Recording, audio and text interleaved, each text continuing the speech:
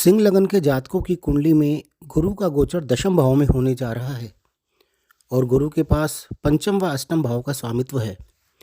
दशम भाव के गुरु के कारण आपके कर्मों का आपको बहुत ही शुभ फल प्राप्त होगा तथा आपके कार्य क्षेत्र में आ रही रुकावटें दूर होकर आपकी तरक्की के रास्ते भी खोलेगी।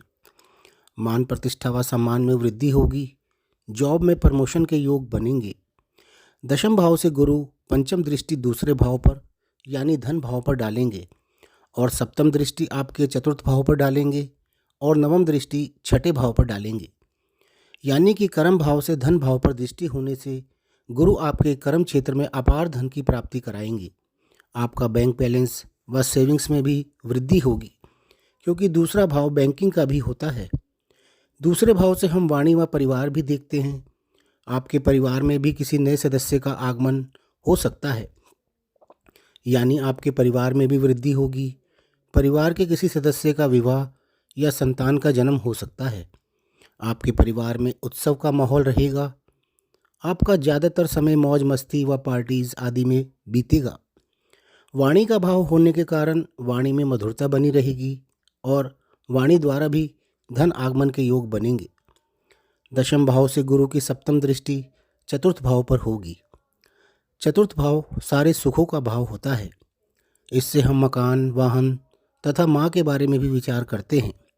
साथ में शनि की 10वीं दृष्टि भी कुंभ राशि से वृश्चिक राशि यानी आपके चतुर्थ भाव पर रहेगी।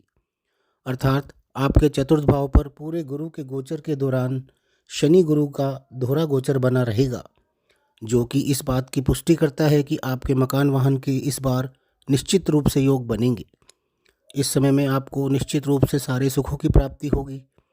आपकी माता से भी आपको लाभ प्राप्त होगा। आपके जीवन साथी की प्रमोशन होने तथा सम्मान प्राप्ति के भी योग बनेंगे। इसके अतिरिक्त गुरु की नवम दृष्टि आपके छठे भाव पर होगी, जो कि आपके शत्रु, कर्जों, नौकरी, कोर्ट केस, कंपटीशन, बीमारी आदि का है। यहाँ पर गुरु की दृष्टि होने से आपके पुराने कर्जों का निपटारा होगा, जिसे आप काफ़ी समय से ख़त्म करना चाह रहे थे और ख़त्म नहीं कर पा रहे थे। आपके वे पुराने कर्जे अब समाप्त हो जाएंगे। आपको किसी कार्य के लिए यदि बैंक लोन की आवश्यकता है तो आप वह भी ले सकेंगे। आपको अपनी किसी पुरानी बीमारी से भी छुटकारा मिलेगा।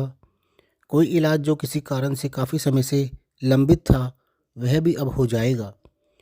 दशम भाव से गुरु की छठे भाव पर दृष्टि यह निश्चित करती है कि जॉब की प्रतीक्षा कर रहे लोगों की निश्चित रूप से इस समय में जॉब लग जाएगी। आपके शत्रुओं के सारे षड्यंत्र इस समय में फेल हो जाएंगे। वो चाह कर भी आपका कुछ नहीं बिगाड़ पाएंगे और आपके सामने घुटने टेकने पर मजबूर होंगे। कंपटीशन की तैयारी कर रहे लोगों के लिए यह बहुत अच्छा समय है। आप निश्चित रूप से कोई भी कंपटीशन या एग्ज़ाम क्लियर करके अपनी पोस्ट हासिल कर सकेंगे, चाहे वह किसी भी फील्ड में हो। इस दौरान आप पर चल रहे मुकदमों में भी आपकी विजय होगी या फिर वो केस वापस ले लिए जाएंगे। इसके अतिरिक्त गुरु आपको अपने दोनों भावों पंचम व अष्टम भाव के भी फल देंगे।